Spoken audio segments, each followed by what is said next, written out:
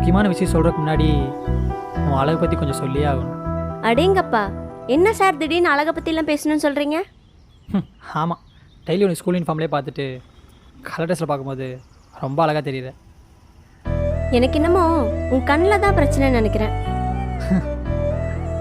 உன் கண்களில் மொழியில் கவிழ்ந்தவன் நானே, உனது கன்னத்தின் குழியில் விழுந்தவனும் நானே, உன் கைவிரல் இடையில் சிக்கியவன் நானே, உன் கூந்தலின் பின்னலில் மாட்டியதும் நானே, உன் அழகிய இதழைக் கண்டு வியர்ந்தவன் நானே, குயில் போன்ற உன் குரலை ரசித்ததும் நானே, ஆக மொத்தம் உன் ஒட்டுமொத்த அழகையும் வர்ணிக்க பிறந்த ஒரே ஒருவன் நானே.